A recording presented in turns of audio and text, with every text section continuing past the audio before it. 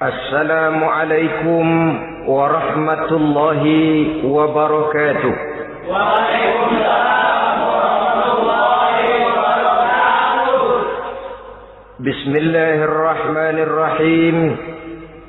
Alhamdulillahi rabbil alamin.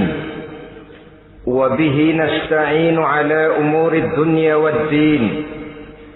والصلاة والسلام على أشرف الأنبياء والمرسلين سيدنا ومولانا محمد وعلى آله وأصحابه المجاهدين الطاهرين أما بعد. Saudara-saudara kaum muslimin rahimakumullah. Di dalam surah Al-Ankabut ayat 2, Allah subhanahu wa ta'ala memberikan peringatan. Ahasiban nasu ayyutraku ayyakulu amanna wahum la yuftanun. Adakah manusia menyangka bahwa mereka akan dibiarkan saja mengucapkan amanna, dibiarkan saja mengatakan kami beriman kepada Allah, wahum la yuftanun, padahal mereka belum diuji lebih dahulu. Ini berarti apabila seseorang sudah berani mengatakan amanna, kami beriman kepada Allah, maka hendaklah ia bersiap-siap untuk menghadapi ujian.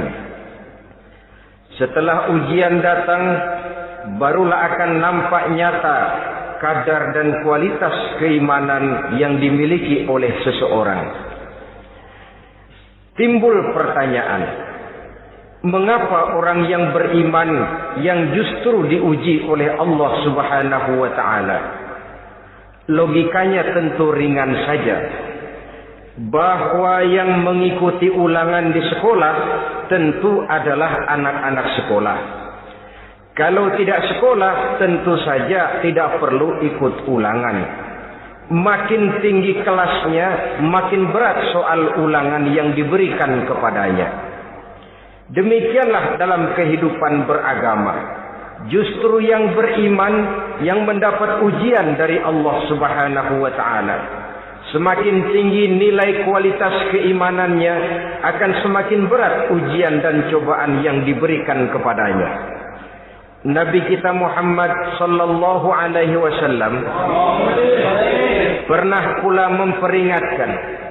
Beliau bersabda, "Inna asyaddal bala'i al-anbiya, thumma al-awliya, thumma al-ulama, thumma al-amsal fal-amsal, ubtuliyan nasu ala hasabi dinih." Sesungguhnya ujian yang paling berat adalah yang telah diberikan Allah kepada para nabi-nabi. Di bawah itu adalah para aulia, kemudian para ulama, bertahap ke bawah dan ke bawah, diuji setiap orang menurut keteguhan dan kekuatannya berpegang kepada agamanya. Jadi semakin teguh kita berpegang kepada ajaran agama, semakin dekat kita dengan aturan-aturan agama, semakin berat ujian dan cobaan yang datang menimpa kehidupan ini. Maka persoalan inilah yang akan kita bicarakan pada pertemuan kali ini, tentang cobaan-cobaan yang datang menimpa kehidupan kita. Pokok persoalannya adalah surah Al-Baqarah ayat 155. Allah Subhanahu wa ta'ala menjelaskan jenis-jenis ujian yang diberikan kepada kita orang-orang yang beriman. Dalam Al-Baqarah 155 itu, Allah Subhanahu wa ta'ala menjelaskan, وَلَنَبْلُوَنَّكُمْ بِشَيْءٍ مِّنَ الْخَوْفِ وَالْجُوعِ وَنَقْصٍ مِّنَ الْأَمْوَالِ وَالْأَنفُسِ وَالثَّمَرَاتِ وَبَشِّرِ الصَّابِرِينَ الذين إذا أصابتهم مصيبة قالوا إنا لله وإنا إليه راجعون ولنبلونكم بشيء من الخوف.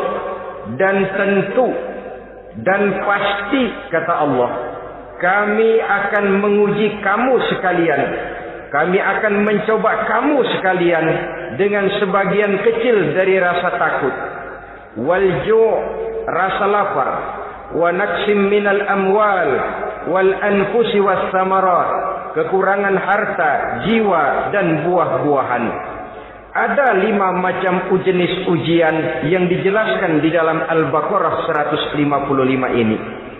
Yang pertama, walanabluwannakum bisyai'im minal khauf. Kami uji, kami coba kamu dengan sebagian kecil daripada rasa takut. Setiap manusia terlahir dengan membawa 2 sifat. Yang kontroversil, akan disebut apa seseorang bergantung kepada sifat mana yang lebih menonjol di dalam dirinya.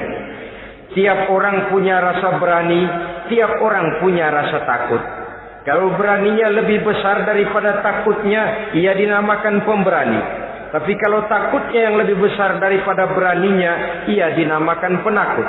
Tapi yang jelas 2 sifat kontroversial ini memang ada dalam diri manusia. Akan diuji kamu sekalian dengan sebagian kecil daripada rasa takut. Takut yang kadang-kadang tidak beralasan.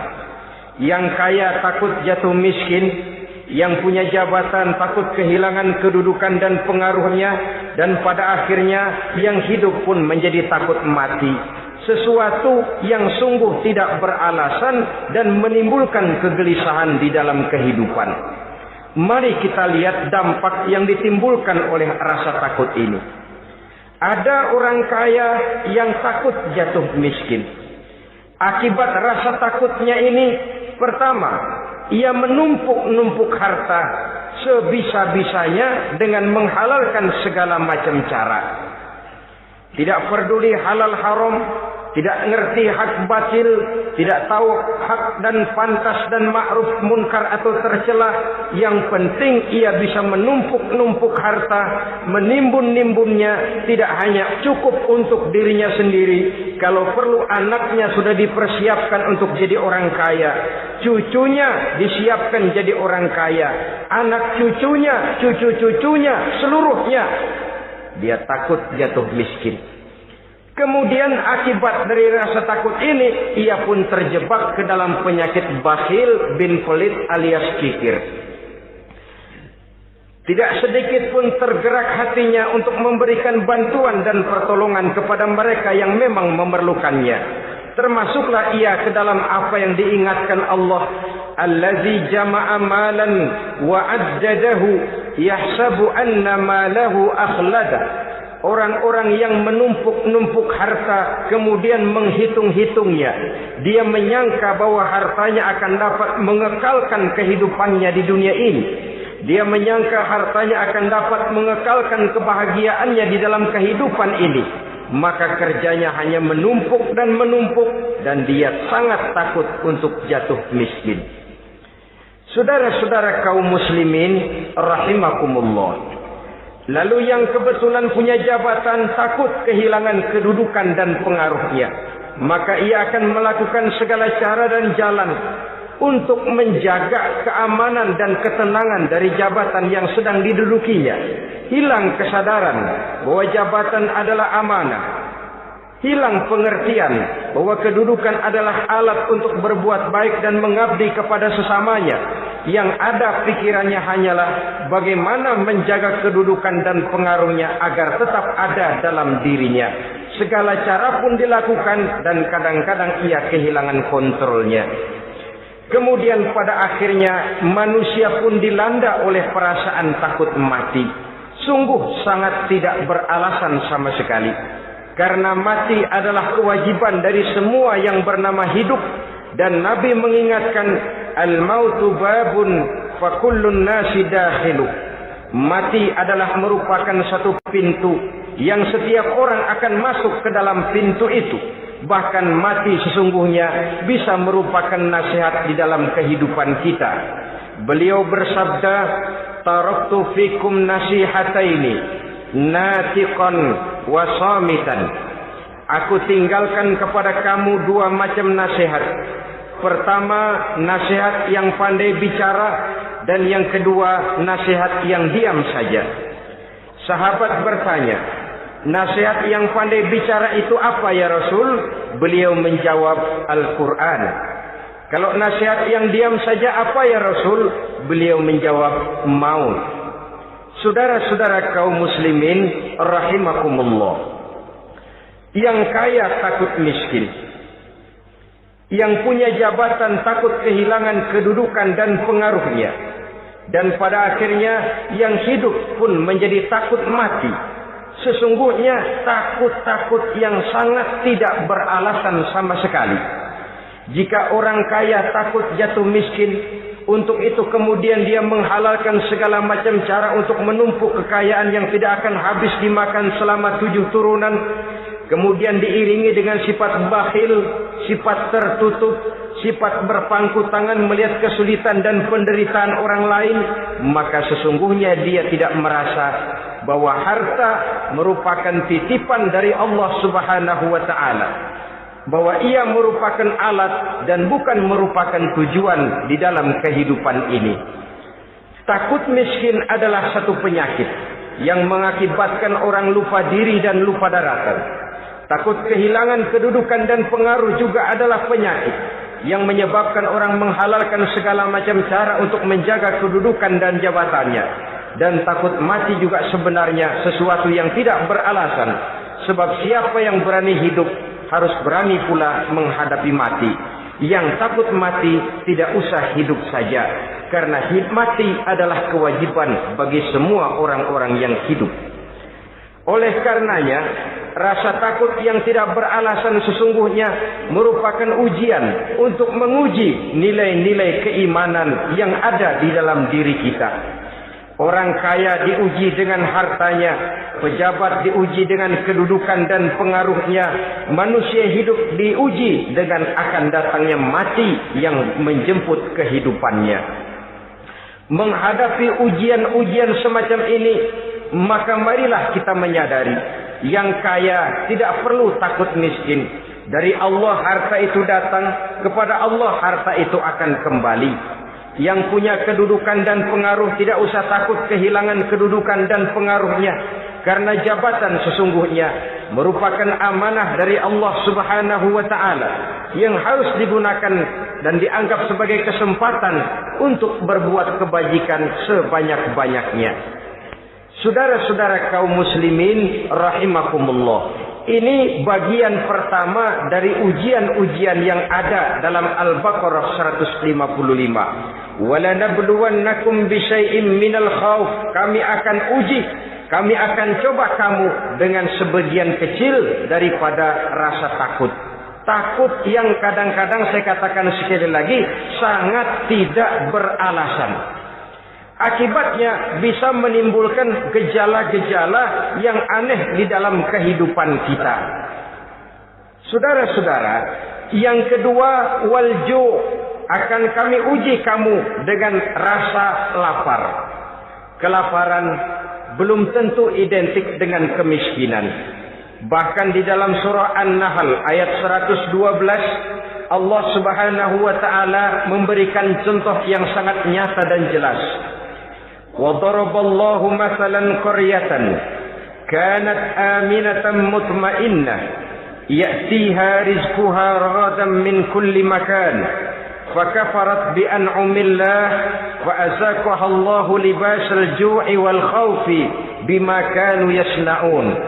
Allah memberikan contoh bagaimana keadaan satu negeri yang makmur, aman, tenang, tentram. Rezekinya datang dari segala arah. Fakafarat bi an'umillah, tapi sayang sekali penduduknya kufur dengan nikmat yang diberikan Allah Subhanahu wa taala kepada mereka. Akibatnya fa'azaqahallahu libasal ju'i wal khauf. Allah timpakan kepada mereka kelaparan dan ketakutan bima kanu yasnaun, sebagai akibat dari apa yang telah mereka lakukan. Marilah kita melihat contoh dalam Al-Quran ini untuk mengadakan introspeksi di dalam diri dan kehidupan kita masing-masing. Adalah satu keberuntungan bahwa kita sebagai manusia dijadikan Allah sebagai khalifahnya di permukaan bumi ini, yang ditugaskan untuk membudidayakan alam mengelola dan mengambil manfaatnya bagi sebesar-besar manfaat di dalam kehidupan kita. Dijadikannya bumi untuk tempat tinggal kita sebagai hamparan di mana segala fasilitas dan kebutuhan hidup kita tersedia. Tinggal lagi kita pandai-pandai mengelolanya. Apalagi buat kita Muslim yang tinggal di persada Nusantara tercinta Indonesia ini. Satu negara yang orang katakan untayan jamrut katulistiwa, yang hijau ranau subur makmur, melahirkan slogan dengan kata gemah rifah loh jenawi toto tentrem kerto raharjo. Negara yang demikian subur, negara yang demikian indah, negara yang demikian hijau ranau ini, apabila kita terkena fakafarat bi an umillah, kufur kepada nikmat yang diberikan oleh Allah kepada kita, dia tidak akan mendatangkan ketenangan, dia tidak akan mendatangkan kesejahteraan, bahkan akan sangat boleh jadi akan menimbulkan kekacauan, ketidaktenangan dan kelaparan di tengah negara yang subur makmur. Inilah yang sangat menyedihkan. Kenapa ini bisa terjadi? Fakafarat bi an umillah, orang kufur terhadap nikmat yang diberikan Allah Subhanahu wa taala. Diberikan negara yang subur, makmur, indah, hijau ranau, tapi dikelola dengan cara yang brutal dan membabi buta. Menguras sumber daya alam melampaui sebagaimana yang seharusnya, sehingga memperkosa keadaan alam itu sendiri.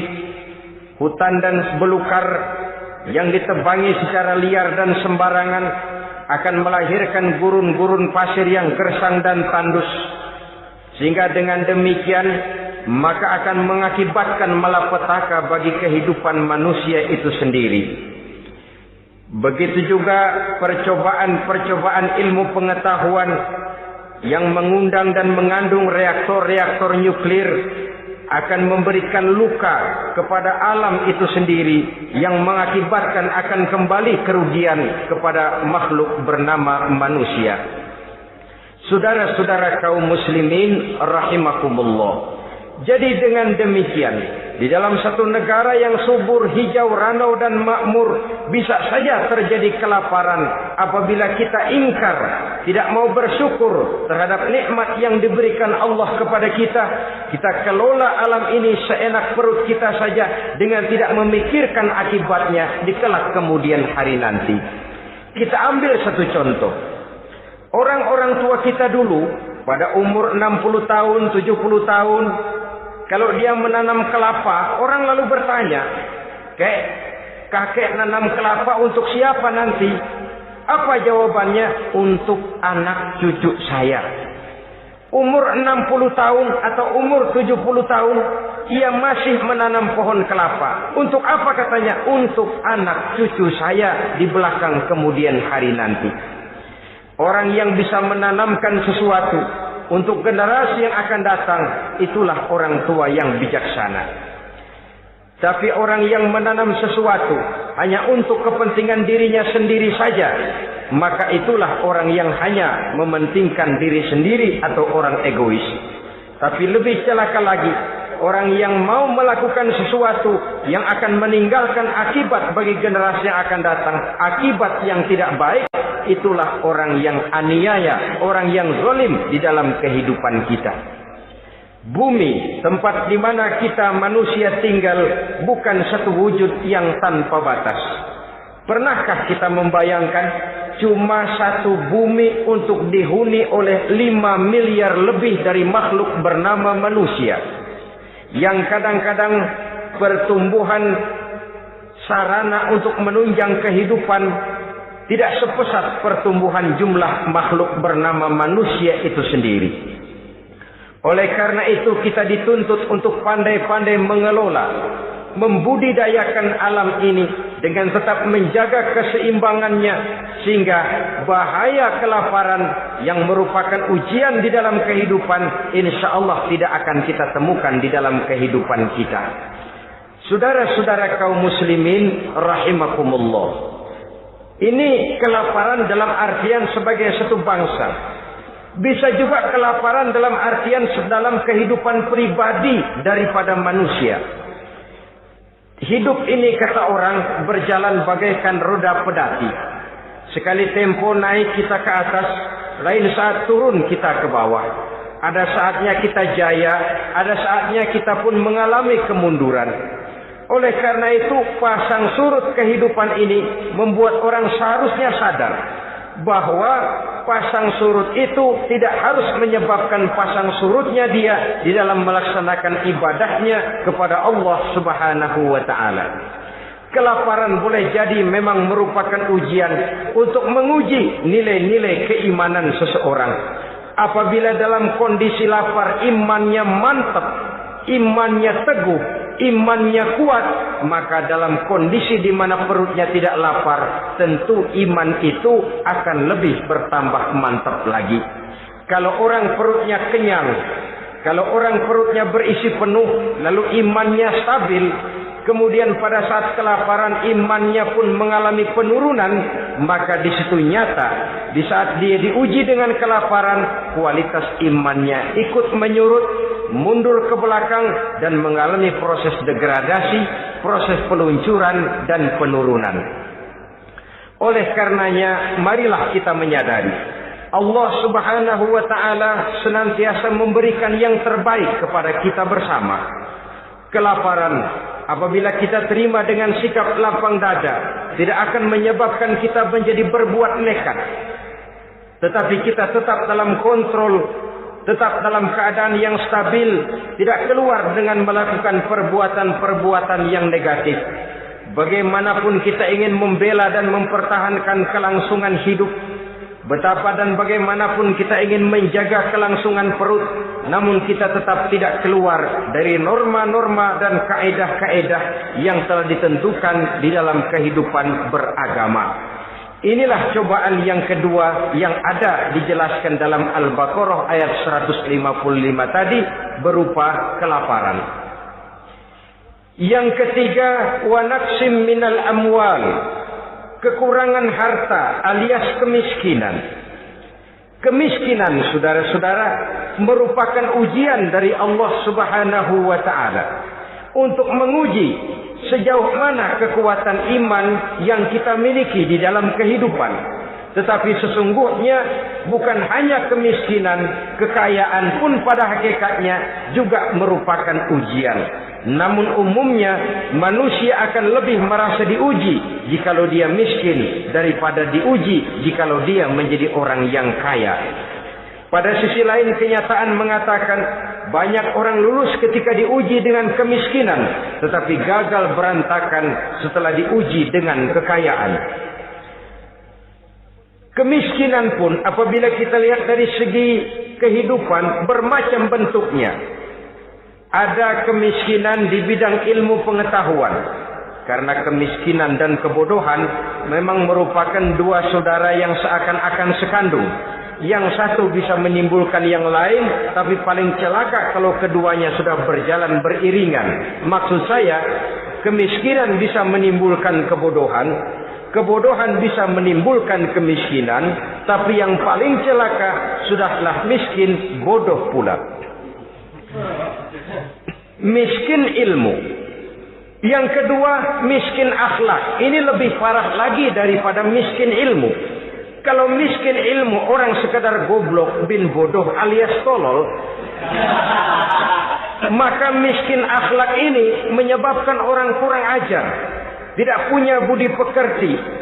Sehingga dengan demikian miskin akhlak sesungguhnya lebih bahaya daripada miskin ilmu. Adapun miskin yang kita kenal pada umumnya dan juga yang dimaksud dalam ayat ini adalah miskin harta. Imam Ali karramallahu wajhah pernah memberikan peringatan, kadal faqru ayyakuna kufran. Boleh jadi kemiskinan mendekatkan orang kepada kekufuran. Dengan kata lain, biasanya kemiskinan bisa membuat orang nekat. Kalau sudah nekat, maka bukan cuma harga diri yang terjual, bukan cuma keluarga yang terjual, bukan cuma nilai-nilai materi yang dimilikinya yang terjual, bahkan iman dan keyakinannya. akidah dan pandangan hidupnya pun tidak akan segan-segan digadaikannya, dijualnya untuk mengatasi kelaparan dan kemiskinan itu tadi. Padahal selalu diingatkan, pandangan dan keyakinan, iman sesungguhnya merupakan intan paling mahal, sesungguhnya merupakan mutiara paling berharga di dalam kehidupan kita. Maka kemiskinan memang merupakan ujian. Banyak orang yang kebal berhadapan dengan segala macam cobaan, tapi pada saat diuji dengan kemiskinan, ia tidak tahan diri, ia tidak sanggup menjaga dan mempertahankan akidahnya, maka akidah yang cuma satu-satunya pun ikut terjual juga adanya. Saudara-saudara kaum muslimin rahimakumullah, mari kita menelusuri bahwa sesungguhnya Nabi menyatakan, ajaban li amril muslim, inna amrahu kullahu lahu khair. Aneh kata Nabi, aku heran kata Nabi, urusan orang Islam ini sesungguhnya semuanya baik. Baik bagaimana? Kalau dia kaya, dia bersyukur, dan itu baik. Kalau dia miskin, dia bersabar, itu juga baik. Jadi kaya bagi orang Islam baik, miskin bagi orang Islam juga baik. Kalau dia kaya, dia kan bisa berkata, alhamdulillah saya kaya, mudah-mudahan harta ini bisa menunjang ibadah saya kepada Allah Subhanahu wa taala. Baik. Kalau dia miskin, dia juga berkata, alhamdulillah saya miskin, mudah-mudahan di akhirat nanti pemeriksaannya tidak lama-lama seperti orang kaya. Ya kalau melarat yang mau diperiksa apaan? Memang nggak punya apa-apa.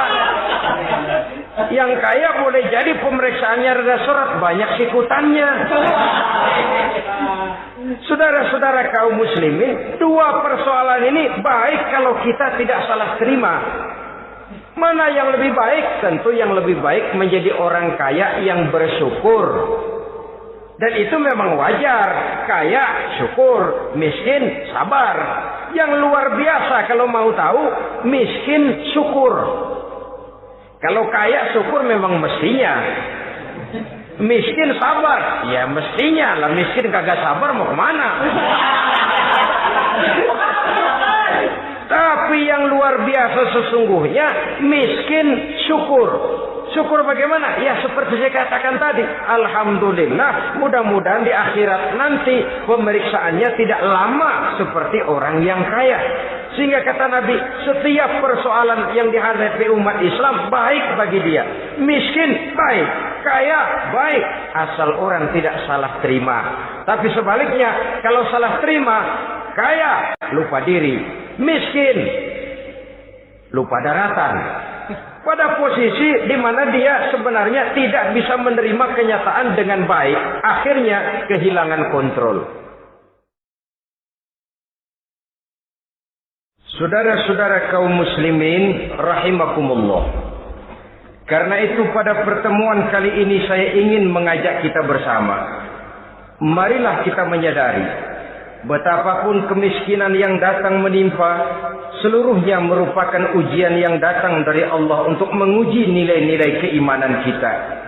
Jangan iman itu berubah, jangan akidah itu bergoyah, jangan keyakinan dan pandangan hidup itu tertukar dengan keyakinan dan pandangan hidup lainnya. Bahkan dalam kemiskinan, orang biasanya menemukan diri dan kepribadiannya. Dalam kemiskinan, orang bisa berjalan lebih lurus untuk mendekati Allah Subhanahu wa ta'ala. Sesungguhnya kemiskinan bukan merupakan sesuatu yang harus kita takuti, apalagi kalau ia memang merupakan ujian. Kemiskinan yang merupakan ujian adalah kemiskinan yang akan berakhir dengan kebaikan. Saudara-saudara kaum muslimin, tapi jangan lupa membicarakan pokok persoalannya. Ini kalau kemiskinan menimpa orang-orang yang beriman, itu yang ujian. Kalau nggak beriman, melarat, bukan ujian, persekot.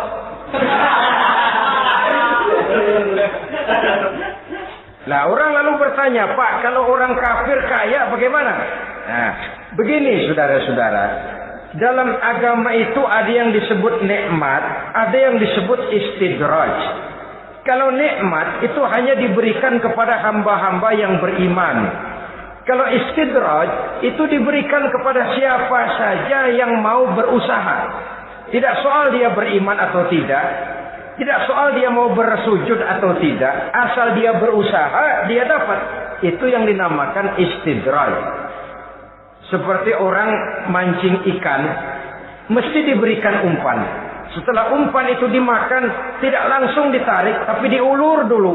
Sampai kira-kira mata kai itu nyangkut di leher si ikan, baru diangkat ikan itu ke atas. Dan sampai di atas kita bisa maklum nasib ikan tadi. Bisa digetok, bisa dibacok, bisa digoreng, bisa dipepes. Tapi yang jelas nasibnya merana. Maka kalau ada orang makin jauh dari agama, makin kaya, makin tidak mau sholat, makin berlimpah hartanya, saudara tidak usah heran, cukup dalam hati saja, ikan lo. Jangan keras-keras, marah dia nih.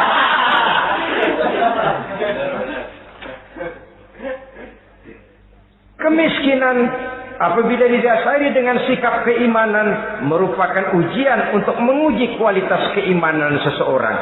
Bahkan satu hadis menyatakan apabila Allah mencintai seorang hamba, maka diujinya hamba itu karena Allah ingin mendengar liyasma'a tadarru'ahu, ingin mendengar ratapan orang tadi. Sama juga kita, kadang-kadang karena cinta benar kepada anak kita yang mungil, suatu saat kita ingin mendengar dia nangis, kita cubit dia. Bukan karena gemes, bukan karena benci, ingin mendengar nangisnya kok indah begitu. Saudara-saudara kaum muslimin rahimakumullah. Jadi jangan sampai ada pertanyaan, saya kan sembahyang rajin banget, kenapa miskin ya? Apabila sekali lagi didasari dengan sikap keimanan, maka kemiskinan merupakan ujian. Dan tentu anak sekolah itu kalau lagi ujian berat, capek, sakit hati, peras keringat, banting tulang, kepanasan, kehujanan, kenikmatan baru akan dia rasakan pada saat terima rapot pengumuman kenaikan kelas. Di situ kenikmatannya terasa. Demikian menghadapi ujian, kita cuma mengeluh, kenapa ada rasa takut, kenapa kelaparan, kenapa kemiskinan. Di balik semua itu, apabila kita sudah merasakan naik kelas, akan terasalah kenikmatannya. Itu ujian yang ketiga. Yang keempat yang diceritakan dalam Al-Baqarah 155, wal anfus ay wa naqsim minal anfus, kekurangan jiwa atau kematian. Saudara-saudara, yang hidup takut mati, padahal semua makhluk hidup harus berani mati. Bagaimanapun takutnya kita kepada mati, bisakah kita menghindarkan diri dari dia?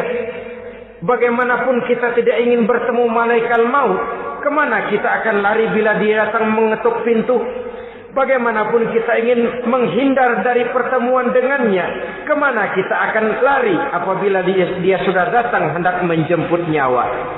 Karena itu memang ada satu prinsip yang dijelaskan oleh para ulama kita, iskariman au mut syahidan.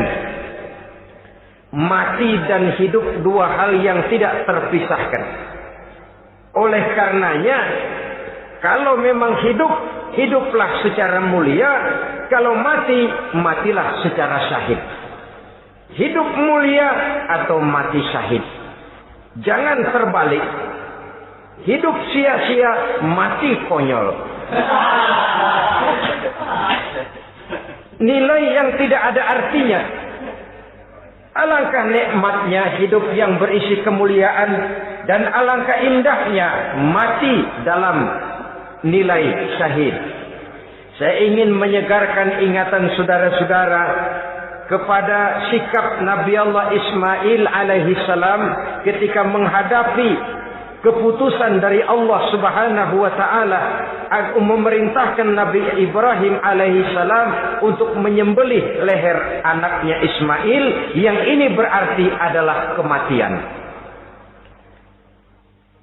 Ketika datang perintah untuk menyembelih leher Nabi Ismail, Nabi Ibrahim berkata kepada putranya, "Ya bunayya inni ara fil manami anni azbahuka fanzur maza tara." Ananda Ismail, ayah mimpi diperintah oleh Allah untuk menyembelih lehermu. Menurut pendapatmu bagaimana mimpi ini nak? Laksanakan atau tidak usah? Saya tidak sanggup membayangkan. Anak cuma satu-satunya. Sudah lama diharapkan. Si buah hati belahan jantung pelanjut cerita penerus sejarah. Ketika anak ini sedang lucu-lucunya, turun perintah untuk menyembelihnya. Ya, kalau anak kita banyak, turun perintah potong leher anakmu, mungkin kita bisa pilih yang mana yang rada bandelan nih.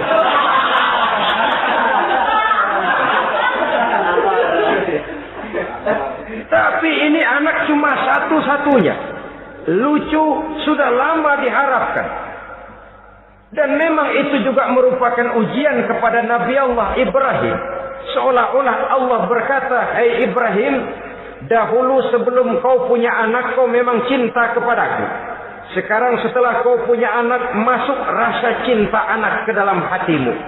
Buktikan Ibrahim, mana yang lebih besar, cintamu kepadaku, kata Allah, atau cintamu kepada anakmu.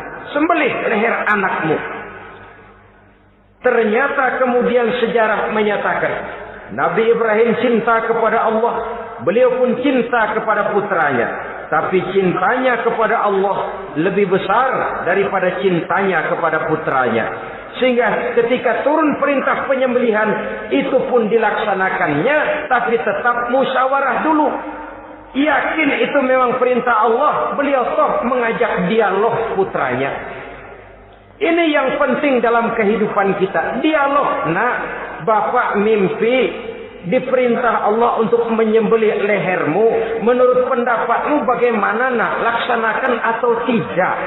Yakin itu perintah Allah, tapi asas musyawarahnya tidak beliau tinggalkan. Walaupun yakin orang tua berbuat untuk kebaikan anak, alangkah baiknya anak diajak bicara.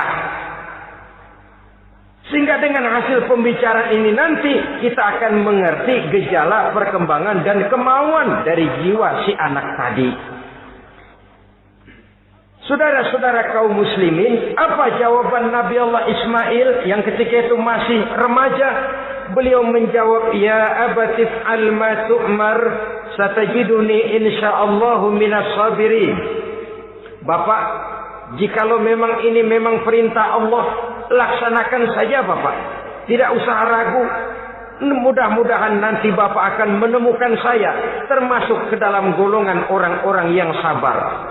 Ini pantulan doa Nabi Ibrahim dahulunya ketika meminta seorang keturunan yang merupakan anak yang soleh. Jawaban dari anak yang soleh. Kalau memang ini perintah Allah Bapak, laksanakan saja. Saya insya Allah termasuk ke dalam golongan orang-orang yang sabar. Kalau Allah memerintahkan Bapak untuk menyembelih leher saya, silahkan Pak. Saya ikhlas, saya ridho, saya rela untuk memenuhi perintah Allah Subhanahu wa ta'ala. Ini jawaban anak soleh. Sebab itu sering saya katakan, kalau kita cuma punya anak pintar tidak soleh, mungkin jawabannya nggak begini. Nak, Bapak diperintah motong leher kamu, nak, bagaimana pendapatmu? Mungkin dia jawab, Bapak aja yang Tuhan, Pak.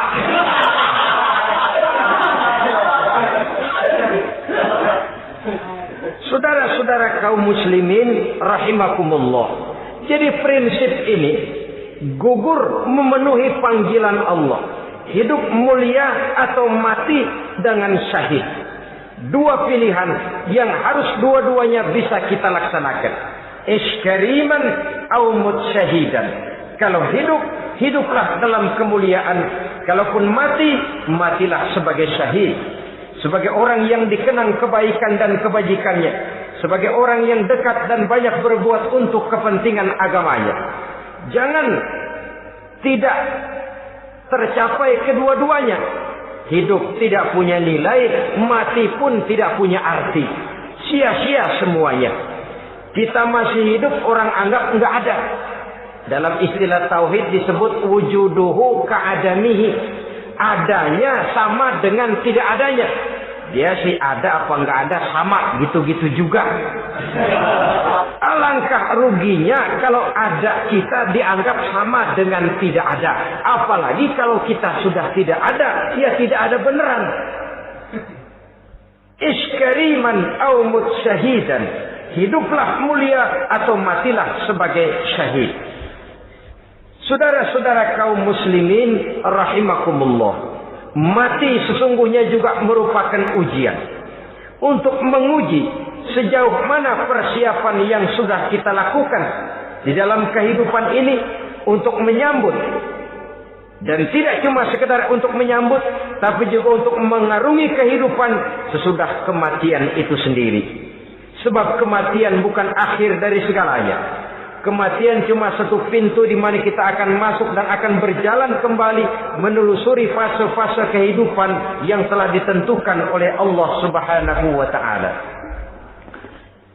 Saudara-saudara kaum muslimin rahimakumullah. Pembicaraan tentang kematian ini pun bisa kita evaluasi. Ada yang takut mati usahanya, ada yang takut mati karirnya, ada yang takut mati rezekinya, ada yang takut mati batinnya, ada yang takut mati jasmaninya, dan lain sebagainya. Seluruh ketakutan kepada kematian itu memang merupakan hal yang wajar. Ada yang takut mati usahanya, ada yang takut mati karirnya, ada yang takut mati rezekinya.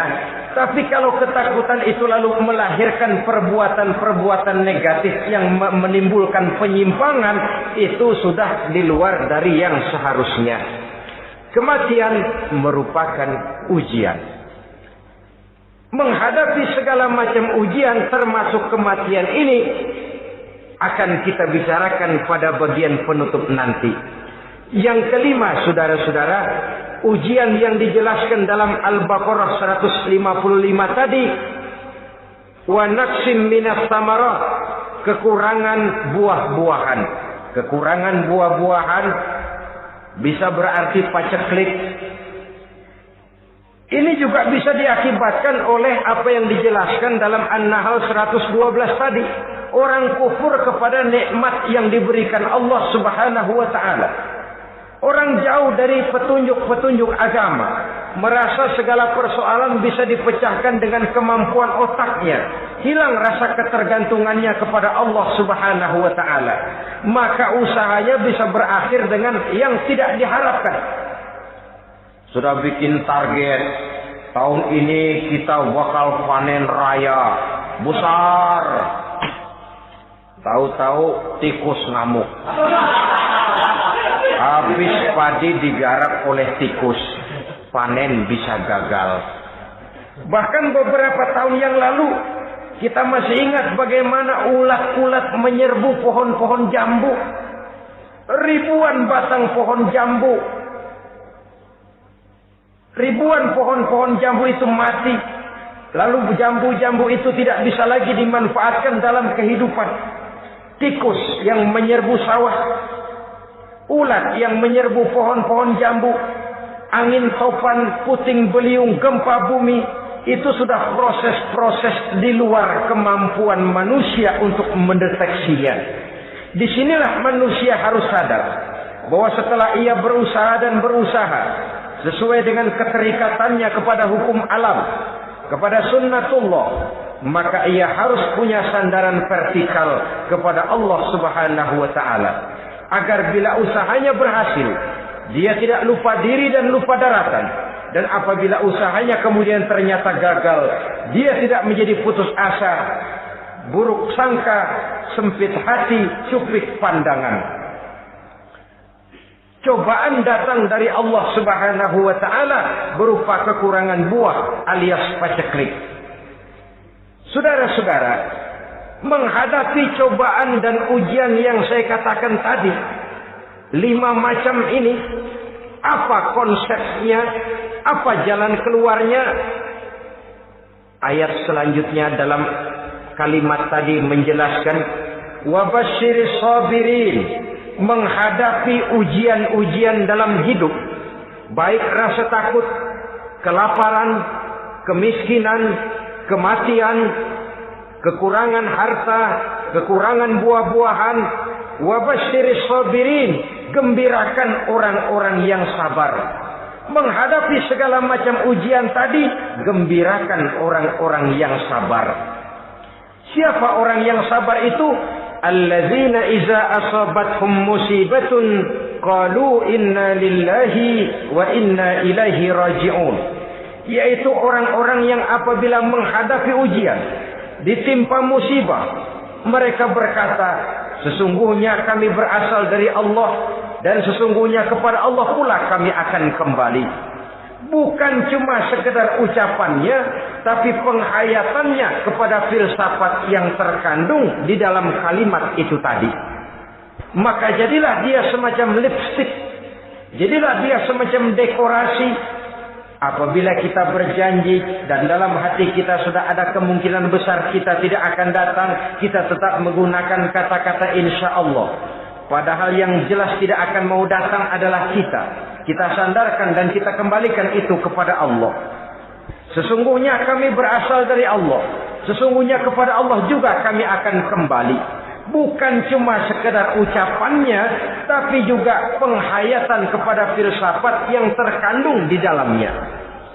Kalau suatu saat kita harus kehilangan harta yang kita miliki, kenapa tidak berpikir inna lillahi wa inna ilaihi raji'un? Bahwa dulu pun ketika lahir ke dunia ini tidak ada harta yang saya bawa. Kalau sekarang harta itu hilang, inna lillahi wa inna ilaihi raji'un. Itu yang saya maksud. Kalau sekarang, kalau suatu saat kita harus melepaskan pangkat jabatan yang kita sayangi, kenapa kita tidak kembali kepada inna lillahi? Dulu pun ketika waktu lahir ke dunia ini tidak ada pangkat dan jabatan yang saya bawa. Kalau sekarang harus pensiun, inna lillahi wa inna ilaihi raji'un. Ini kadang-kadang enggak. Dengar mau mutasi, mau pensiun, mulutnya inna lillahi, tapi gerbek-gerbek dukun diusun.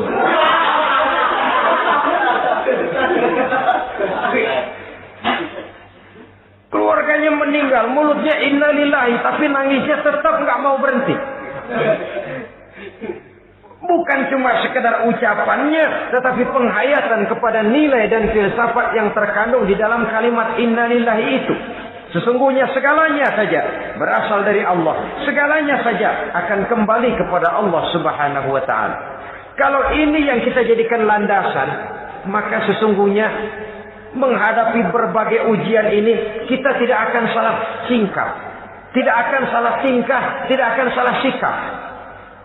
Kalau sudah ini dasar dan fondasi yang menjadi landasan tempat di mana seluruh cobaan datang bertumpu, segalanya datang dari Allah, segalanya akan kembali kepada Allah, maka betapapun bertumpu ujian datang menimpa, rasanya tidak akan lagi membuat kita goyah, karena fondasi tempat kita berdiri sudah demikian kokoh dan kuatnya.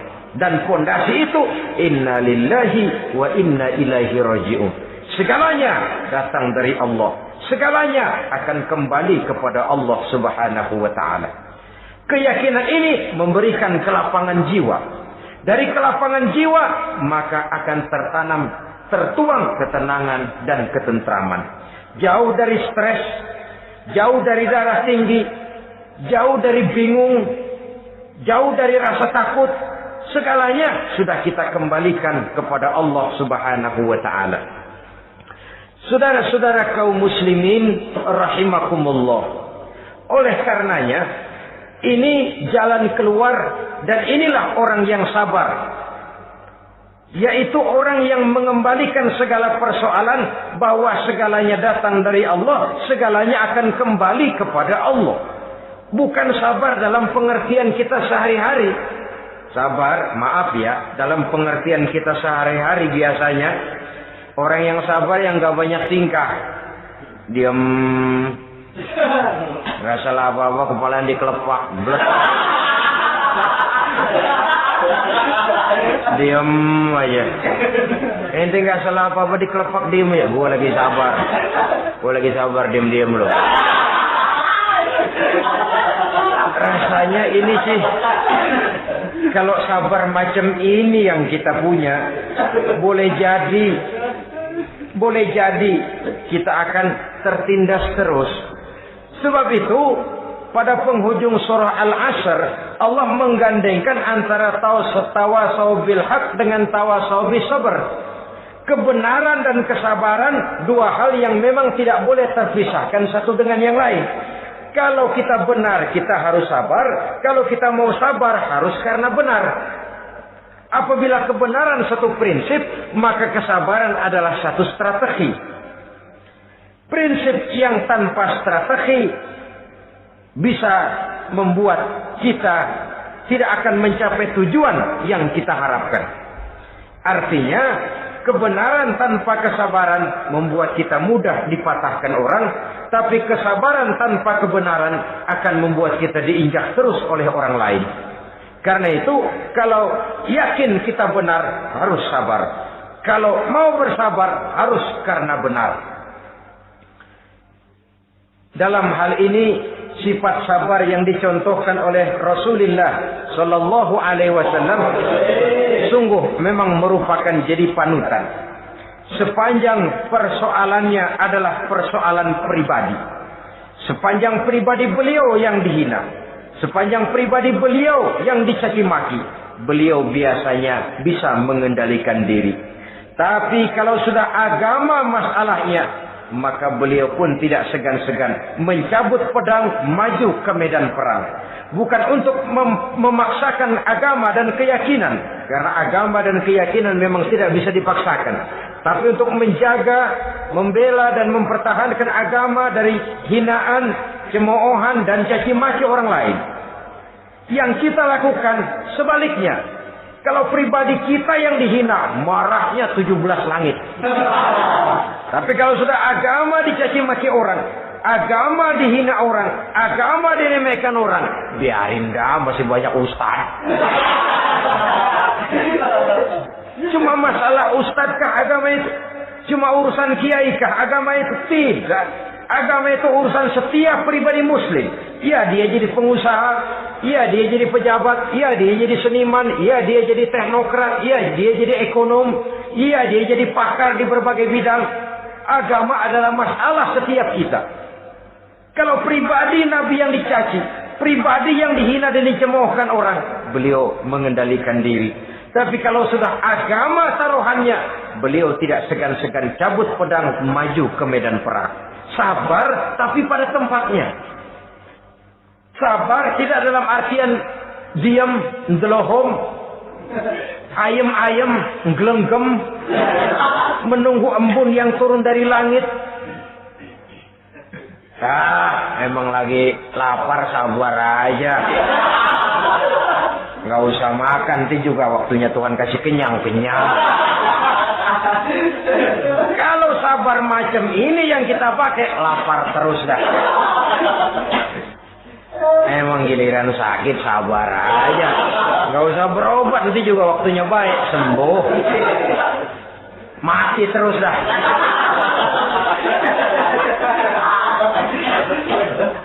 Ya, perkara ada orang sakit tidak berobat sembuh, itu hak Allah.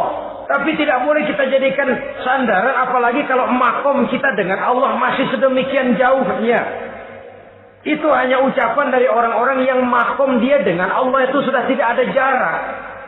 Permohonannya dipenuhi, kehendaknya dituruti, sebab dia dengan Allah sudah sedemikian dekatnya. Kalau kita masalahnya, yang antara kita dengan Allah ini dilapisi oleh dosa dan kesalahan yang kita kerjakan sendiri. Rasanya kita masih harus banyak berbuat sesuai dengan keterikatan kita kepada sunnatullah itu. Orang yang sabar adalah orang yang sadar kepada hakikat dan filsafat yang terkandung di dalam kalimat inna lillahi wa inna ilaihi raji'un. Segalanya datang dari Allah, segalanya pun akan kembali kepada Allah. Harta yang hilang tidak membuat kita gundah. Pangkat yang harus kita tanggalkan tidak membuat kita kecil hati dan tidak akan meninggalkan medan pengabdian. Kenapa? Kita cuma menganggap itu satu titipan. Lain kalau kita anggap itu punya kita. Jabatan punya kita. Nah, itu yang kita suka wangkeng. Saudara-saudara kaum muslimin, kesimpulannya banyak cobaan-cobaan dalam hidup. Yang dibicarakan dalam Al-Baqarah 155 ini sebagian kecil dari rasa takut, kelaparan, kemiskinan, kematian, dan kekurangan buah-buahan. Menghadapi segala macam ujian tadi, kembalilah kita kepada dasar inna lillahi wa inna ilaihi raji'un. Segalanya datang dari Allah, segalanya pun akan kembali kepada Allah. Semoga dengan sikap ini kita akan lapang dada menghadapi ujian dan akan semakin tangguh iman dan akidah kita menghadapi cobaan yang datang menimpa. Inilah pertemuan pada kali ini. Semoga ada manfaatnya. Terima kasih atas segala perhatian. Mohon maaf atas segala kekurangan. Usikum wa nafsi bitaqwallah. Wassalamualaikum warahmatullahi wabarakatuh. Waalaikumsalam.